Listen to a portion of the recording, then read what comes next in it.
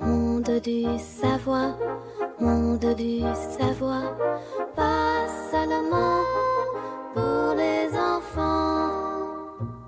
Bonjour les enfants. Aujourd'hui, je vais vous parler de la programmation asynchrone. Ce mot peut sembler compliqué, mais ne vous inquiétez pas, tout va devenir clair. Dans le monde des ordinateurs, certaines tâches prennent du temps, comme attendre une réponse d'Internet ou enregistrer un fichier. Si on attendait à chaque fois, tout le reste devrait s'arrêter. Mais on veut que tout fonctionne sans pause.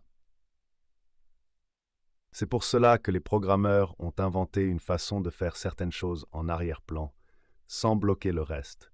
C'est la programmation asynchrone. Venez avec moi, je vais vous montrer comment les animaux du monde de l'intelligence artificielle ont essayé de comprendre cela.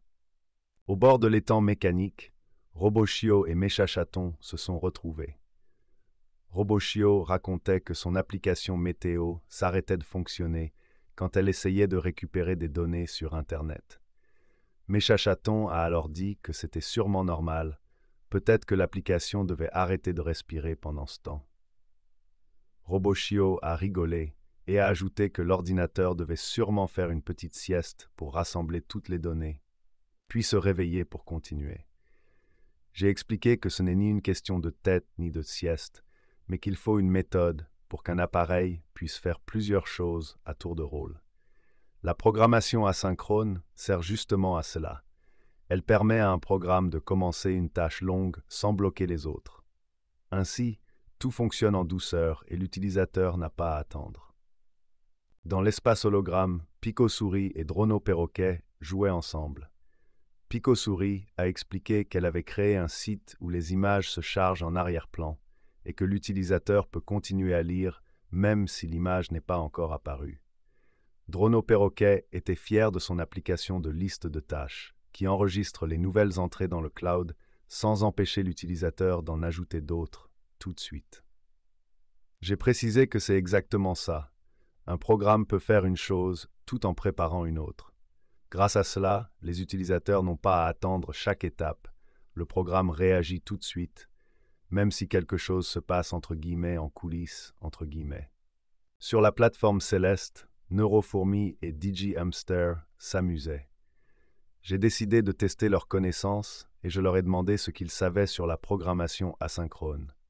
Neurofourmi a répondu que dans ses projets, elle planifie toujours des tâches qui peuvent être faites indépendamment. C'est comme en programmation, quand des fonctions attendent des données sans bloquer toute l'application.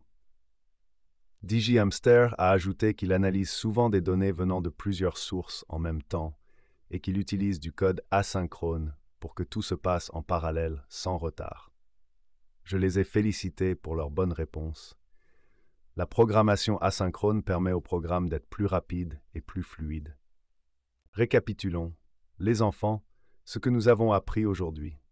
La programmation asynchrone est une façon de faire fonctionner les programmes rapidement et sans interruption, même quand certaines tâches prennent du temps. Au lieu d'attendre que tout soit fini, le programme fait d'autres choses et revient à la tâche dès qu'elle est prête.